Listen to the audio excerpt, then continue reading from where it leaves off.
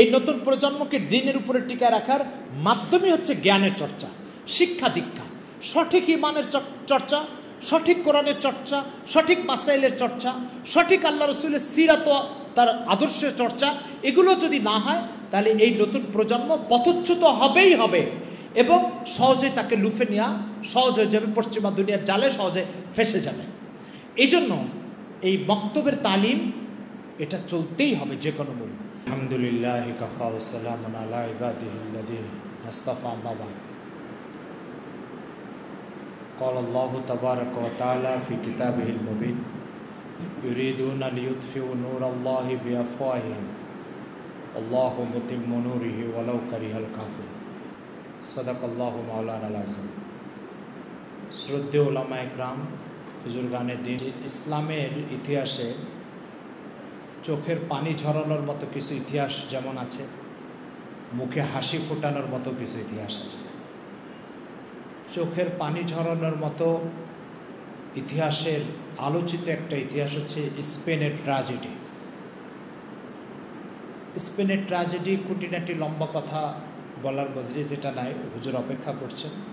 আপনারা এই ট্র্যাজেডি মোটামুটি জানেন যে প্রায় 800 বছরের একটা ইসলামী শাসন ব্যবস্থাকে এমনভাবে দাফন করে দেওয়া হয়েছে যেখানে ইমাম কুরতুবির মতো মুফাসসিরে কোরআন এবং বিদগ্ধ আলিম জন্ম নিয়েছে, হাফেজ ইবনে আব্দুল বারের মতো আলোচিত মুহাদ্দিস জন্ম নিয়েছে, ইমাম মালিক রহমতুল্লাহ মশহুর শাগরিদ যিনি মুয়াত্তা ইমাম মালিক থেকে নকল করে আজকে আমাদের সারা পৃথিবীতে মুয়াত্তার যে নুসখাটা প্রচলিত আছে, ইয়াহইয়া ইবনে ইয়াহইয়া উন্দুলুসি এই স্পেন থেকে এসে ইমাম মালিক রহমতুল্লাহর কাছে পড়েছিল, যার কারণে স্পেনে মালিকি মাযহাবের চর্চা সবচেয়ে বেশি হয়েছে।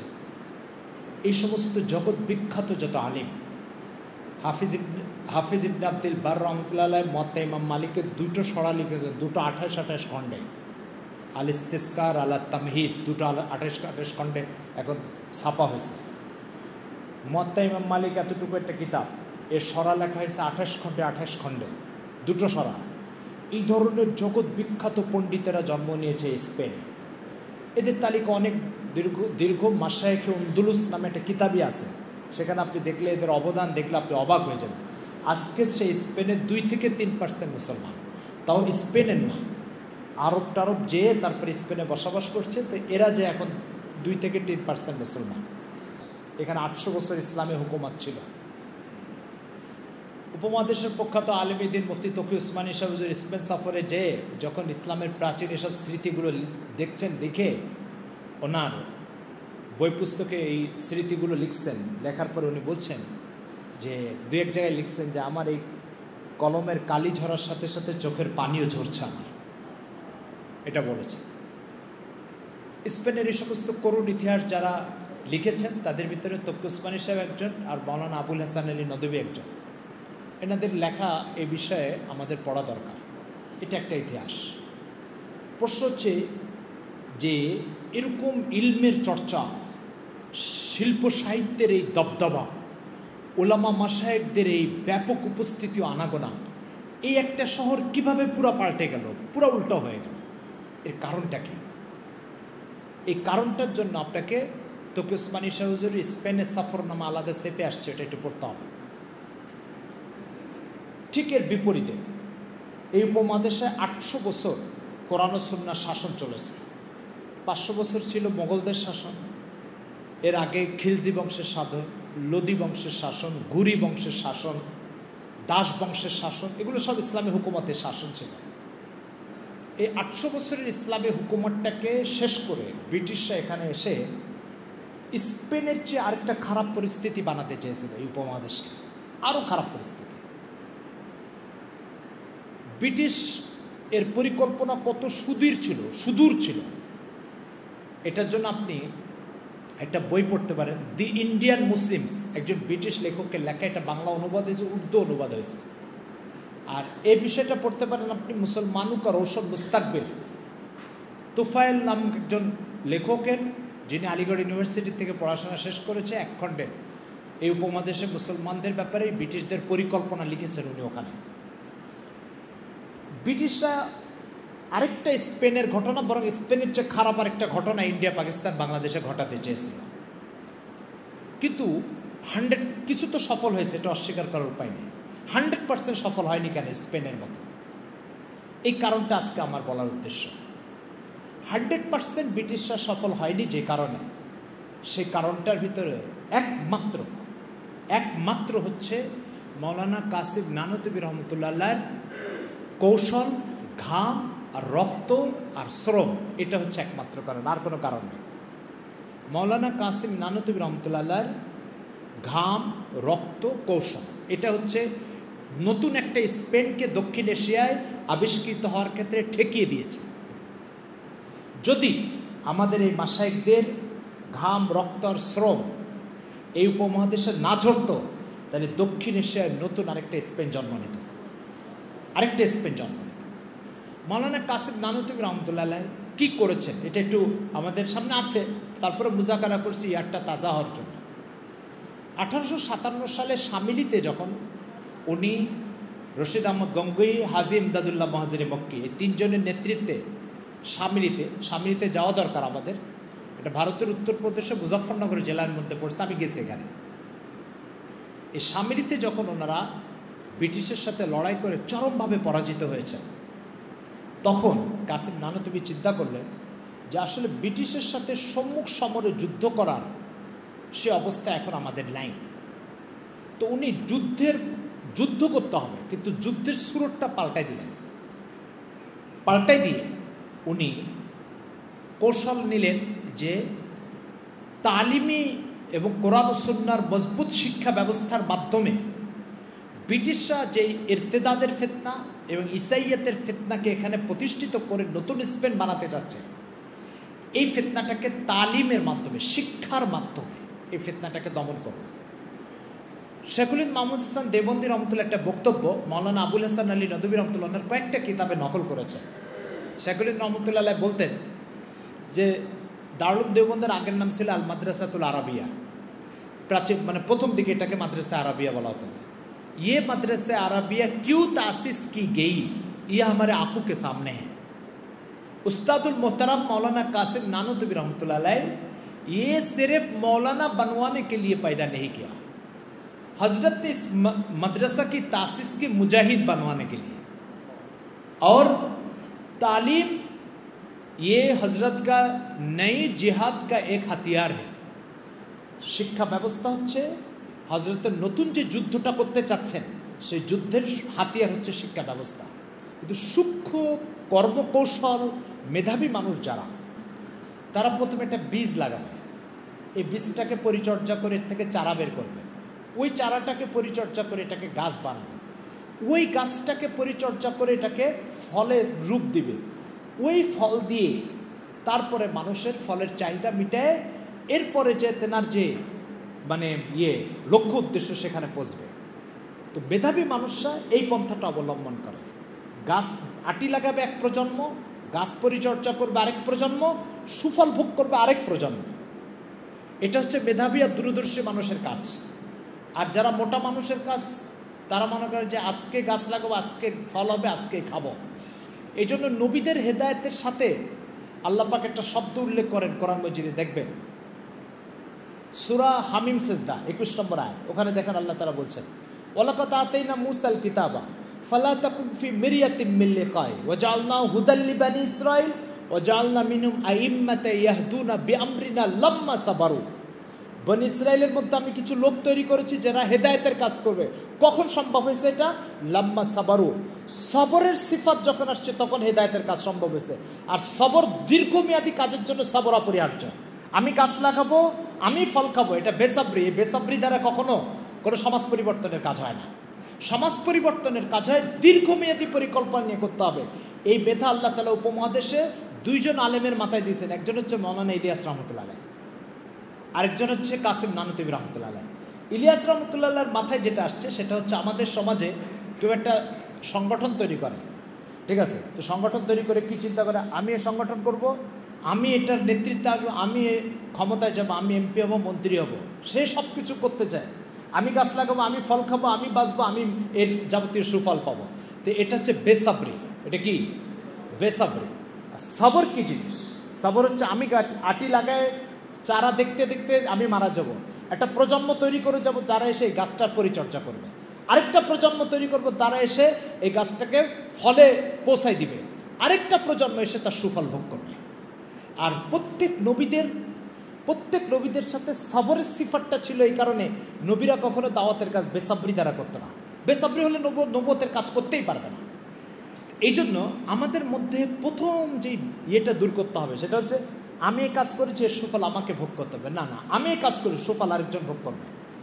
1757 সালে ব্রিটিশ রাজ লর্ড ক্লাইভ নবাব সিরাজউদ্দৌলার হাত থেকে যে ভারত উপমহাদেশের পলাশির এলাকাটাকে দখল করে শাসন কার্যের নিজের হাতে নিয়েছিল, এই লর্ড ক্লাইভের আদৌ লক্ষ্য ছিল না শুধু পলাশি নিয়ে সে ক্ষান্ত হবে, তার লক্ষ্য ছিল দিল্লির লালকেল্লা দখল করবে।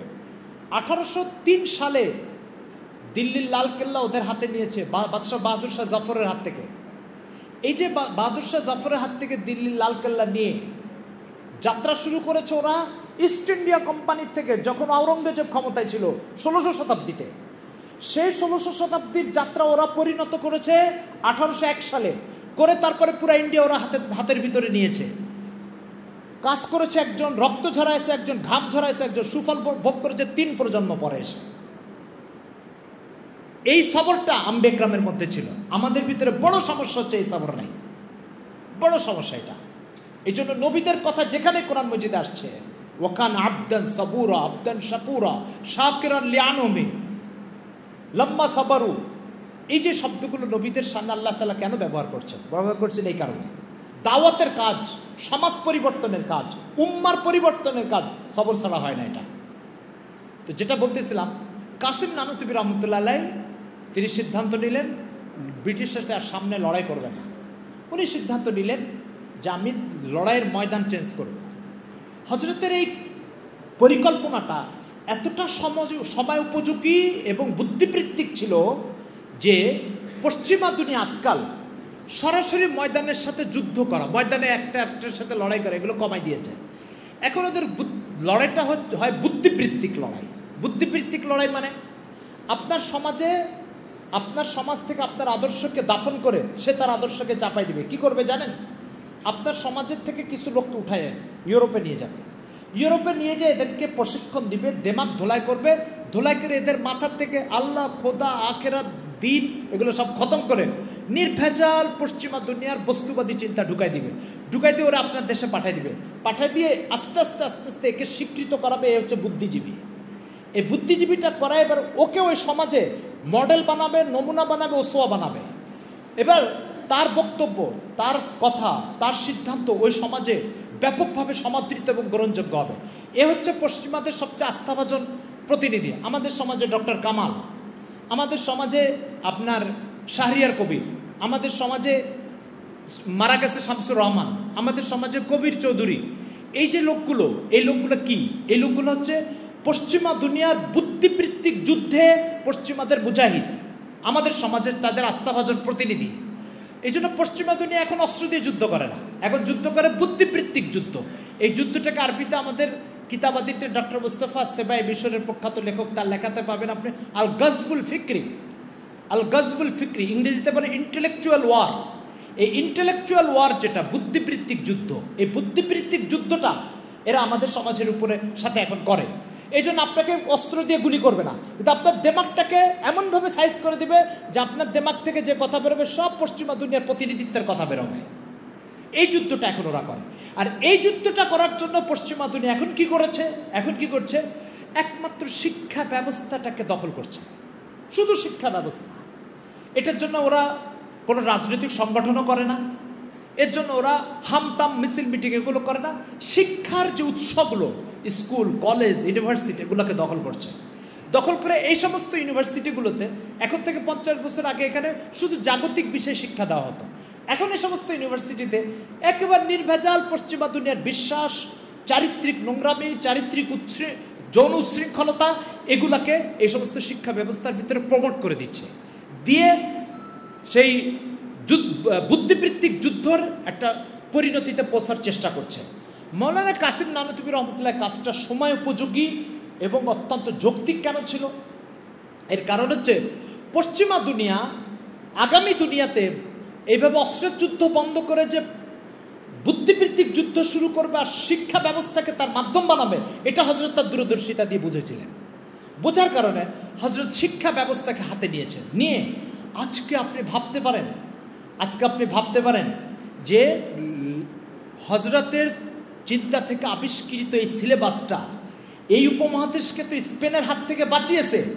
এই উপমহাদেশকে নয়, এখন ইউরোপ আমেরিকাতে দিনের সবচেয়ে নির্ভেজাল মূলধারার শিক্ষা ব্যবস্থাটা হচ্ছে এই কওমি মাদ্রাসা। আপনি যান ইউরোপের দুটো দেশের নাম আপনাকে বলি। ইউরোপের একটা দেশের নাম হচ্ছে ব্রিটেন, আরেকটা দেশের নাম হচ্ছে ফ্রান্স। ফ্রান্সে মুসলমানের মেজরিটি ব্রিটেনের চেয়ে বেশি, কিন্তু ব্রিটেনে জায়গায় জায়গায় আপনি মাদ্রাসা, মক্তব, দাওরা হাদিস মাদ্রাসা, হিফজখানা ভরে গেছে।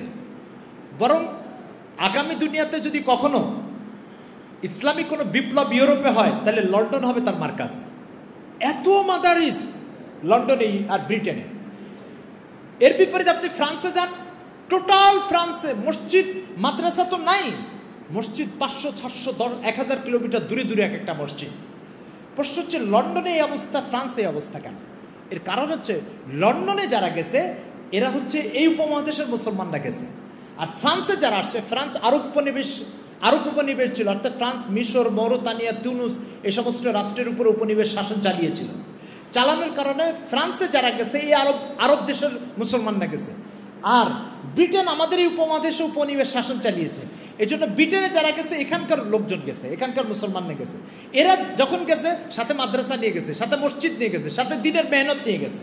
আর আরব থেকে যারা স্পেনে গেছে, সেই স্পেনে যখন গেছে, তারা এই স্পেন বলছি ফ্রান্সে গেছে, তো ওরা মসজিদও সাথে নিয়ে যায়নি, মাদ্রাসাও সাথে নিয়ে যায়নি। এই কারণে ফ্রান্সে মাদ্রাসার এই দুর্ভিক্ষ, আর লন্ডনে আপনি যাবেন মাদ্রাসা মসজিদ দিয়ে আবাদ। তো এই যে দুটো পার্থক্য ইউরোপের কথা বললাম, এটা মাওলানা কাসিম নানুতুবি রহমতুল্লাহ দূরদর্শিতার ফলাফল। এই জন্য কিছুদিন আগে তুরস্কের একজন প্রফেসর কাসিম নানুতুবি রহমতুল্লাহর উপর ডক্টরেট ডিগ্রি করেছে, তুরস্কের লোক। আপনার জামিয়াতুল খালিদ ইবনে ওলিদ, জামিয়াত ইবনে খালদুন, তুরস্কে একটা বড় ইসলাম ইউনিভার্সিটির নাম। এই ইবনে খালদুন ইউনিভার্সিটি থেকে সে ডক্টরেট ডিগ্রি করেছে মাওলানা কাসিম নানুতুবির উপরে। তো আমি অনলাইনে সেই থিসিসটা দেখতেছিলাম, তো ওর ভিতরে লিখছে, যদি স্পেনে, আমাদের এই উপমহাদেশের মানুষের বক্তব্য না, কিন্তু ইউরোপের লোকের বক্তব্য, যদি স্পেনে কোনো কাসিম নানুতুবি জন্ম নিত, তাহলে স্পেনকে ওইভাবে ঠেকানো যেত যেভাবে ইন্ডিয়া পাকিস্তানকে ঠেকানো গেছে। আরেকটা কথা বলেছে, সেটা হচ্ছে আলবেনিয়া, এটা দেশ ইউরোপে। বলছে এই আলবেনিয়াতে যে এখন মুসলমানরা বলে, আমার দাদার কাছে কালিমা তৈবা শুনেছিলাম, এরপর আর কারোর কাছে শুনেনি। এই অঞ্চলকে যে এইভাবে পরিবর্তন করে ফেলেছে ইউরোপের খ্রিস্টানরা, বলছে এই আলবেনিয়াতে কোনো কাসিম নানুতুবি জন্ম নিলে আলবেনিয়াকে ঠেকানো যেত। এই জন্য বর্তমানে কোনো সমাজ ব্যবস্থাকে পরিবর্তনের জন্য শিক্ষা হচ্ছে সবচেয়ে শক্তিশালী মাধ্যম। এই মাধ্যমটা যদি আমরা আয়ত্ত করতে না পারি, আর এটাকে যদি নিজেদের কন্ট্রোলে না আনতে পারি, এই প্রজন্ম এরকম একটা পরিণতিতে পৌঁছবে, যেটা স্পেনে পৌঁছে বাপ দাদারা কালিমায় তওবা পড়তো, এরপর আর কাউকে শুনিনি, এরকম একটা অবস্থার শিকার হবে। আর যে সমাজে আপনি দিন শিখাতে চান, যে সমাজকে আপনি দিনদার বানাতে চান, সেই সমাজে যদি ইলমকে মাধ্যম না বানান, জ্ঞান অর্জনকে মাধ্যম না বানান, তাহলে আপনার দিনদারিত্ব, আপনার মিশন সব কিছু সামনে যায়, হাওয়ার সাথে মিশে যাবে। যদি টিকে থাকে তাহলে বিকৃত অবস্থায় টিকবে, স্বাভাবিক অবস্থায় টিকবে না। এই জন্য পৃথিবীতে প্রত্যেক সভ্যতা যদি টিকে থাকে, তাহলে মনে করবেন একমাত্র মাধ্যম তার জ্ঞান চর্চা। জ্ঞান চর্চা ছাড়া কোনো সভ্যতা অবিকৃত অবস্থায় সামনে বাড়ে না, চলে না। যদি চলে বিকৃত অবস্থায় চলবে। আমার কথাটা কি বুঝাতে পারছি ভাই? এই জন্য আপনি যে নতুন প্রজন্মকে দিনের উপরে টিকা রাখতে চাচ্ছেন, এই নতুন প্রজন্মকে দিনের উপরে টিকা রাখার মাধ্যমই হচ্ছে জ্ঞানের চর্চা, শিক্ষা দীক্ষা, সঠিক ইমানের চর্চা, সঠিক কোরআনের চর্চা, সঠিক মাসাইলের চর্চা, সঠিক আল্লাহ রসুলের সিরাত, তার আদর্শের চর্চা। এগুলো যদি না হয়, তাহলে এই নতুন প্রজন্ম পথচ্যুত হবেই হবে, এবং সহজে তাকে লুফে নেওয়া সহজ হয়ে যাবে, পশ্চিমা দুনিয়ার জালে সহজে ফেসে যাবে। এই জন্য এই মক্তবের তালিম এটা চলতেই হবে যে কোনো মূল্যে। আমরা প্রসিদ্ধ একটা গল্প অনেক জায়গায় শোনাই, আমরা আরবি সাহিত্যের বইতে পড়েছি যে এক লোক রাস্তা দিয়ে যাচ্ছে, তো পাশে একটা হাতি গলায় চিকন একটা রশি বাঁধা। তো পথিক হাতির মালিককে জিজ্ঞাসা করছে, ভাই এত বড় হাতি সুর দিয়ে পেঁচায় গাছ উপড়ায় ফেলে, তো তোমার এই রশিটা ছিঁড়ে যায় না কেন? তো হাতির মালিক বলতেছে, ভাই এর পিছনে একটা ঘটনা আছে। কি ঘটনা?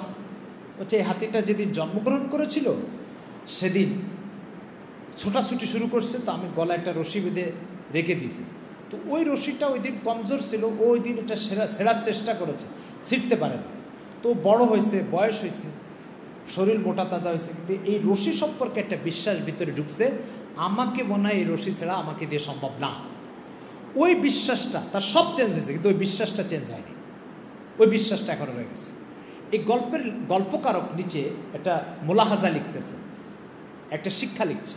বলছে যে ছোটোবেলায় কারোর দিলের ভিতরে কোনো বিশ্বাস ঢুকে গেলে সেই বিশ্বাস পরবর্তীতে কখনোই আর চেঞ্জ হয় না, আর পরিবর্তন হয় না।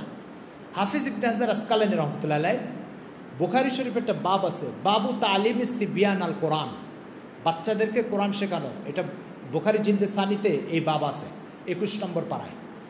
ওই বাবের অধীনে হাফিজ ইবনে হাজার আসকালানী ফতুল বাড়িতে একটা দর্শন লিখেছে, ফিলোসফি। সেটা হচ্ছে যে তালিম সিবিয়ান কান নাকশি আল হাজারি, বাচ্চাদেরকে কোনো কিছু শেখানো আর পাথরের উপরে খোদাই করা এটা একই কথা। তো এই জন্য ইমাম বুখারীর এই বাব জিলদে সানিতে বাবু তালিম সিবিয়ান আল কোরআন, বাচ্চাদেরকে কোরআন শেখানো। কথা বোঝা গেছে? তো সেজন্য যে কথাটা বলতে চাচ্ছিলাম সেটা হচ্ছে যে তালিম, শিক্ষা, এটা একটা জাতির পরিবর্তনের জন্য অপরিহার্য। আপনি জাতিকে যদি বদ্দিন বানাতে চান তো বদ্দিনে তালিম দিবেন, আপনি যদি দিনদার বানাতে চান তো দিনের তালিম দিবেন। তো যেটা বানাতে চান সেটা তালিম অব্যাহত রাখতেই হবে বিকৃতির হাত থেকে বাঁচার জন্য, আর সুষ্ঠুভাবে আপনি আপনার সমাজকে গন্তব্যে পৌঁছানোর জন্য। কোনো এর বিকল্প নাই, কোনো বিকল্প না। আপনি ভাত খাবেন না রুটি খাবেন? বলছে ক্ষুধা লাগছে, ভাত খেলে খেতে পারে, রুটি খেলেও খেতে পারে, একটা আরেকটার বিকল্প হতে পারে, তালিমের কোনো বিকল্প নাই। তো আসল যে কথাটা আমরা শুরু করেছিলাম যে কাসিম নানুতুবি রহমতুল্লাহ আলাইহি এই উপমহাদেশকে স্পেনের মতো আরেকটা নজির বানানোর হাত থেকে বাঁচানোর জন্য অবলম্বন করেছেন, হাতিয়ার হিসাবে গ্রহণ করেছেন কোন জিনিসকে বলেন? শিক্ষাকে। এটাকে উনি অবলম্বন করেছেন।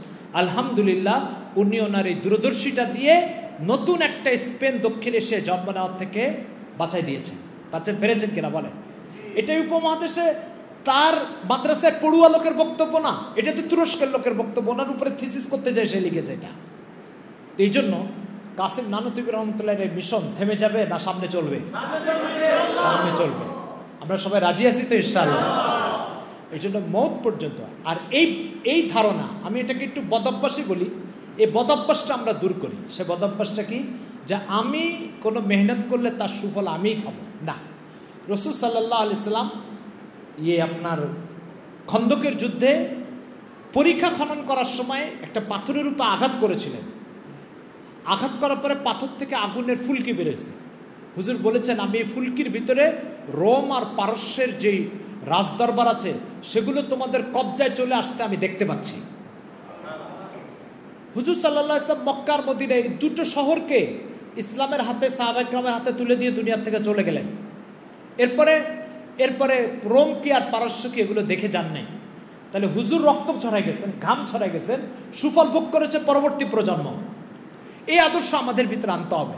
আমি মেহনত করে একটা প্রজন্মকে দিনের উপরে তুলে দিয়ে যাব, সেই প্রজন্ম আরেকটা প্রজন্মকে তুলে দিয়ে যাবে। এরপরে ইসলামের গলাবা, ইসলামের বিজয়, উম্মতের মাথা উঁচু করে দাঁড়ানো, এটা আরেক প্রজন্ম এসে ভোগ করবে। এটা ব্রিটিশরা করে, এটা রাসূল সাল্লাল্লাহু আলাইহি ওয়াসাল্লাম করেছেন। আমাদেরকে রাসূল সাল্লাল্লাহু আলাইহি ওয়াসাল্লামের এই আদর্শ গ্রহণ করতে হবে। শ্রম, মেধা, রক্ত আমি দিয়ে যাব, আর সুফল ভোগ করবো আমার পরবর্তী প্রজন্ম। আর এটা যখন করবো তখন লাম্মা সাবারু, এই লাম্মা সাবারুর মেজদাক তখন হতে পারবো। আর এই বেসাবরি, আমি বীজ লাগাইছি, আমি খাবো, আমি ভোগ করবো, এটা কখনোই হেদায়েতের কাজের সাথে চলে না।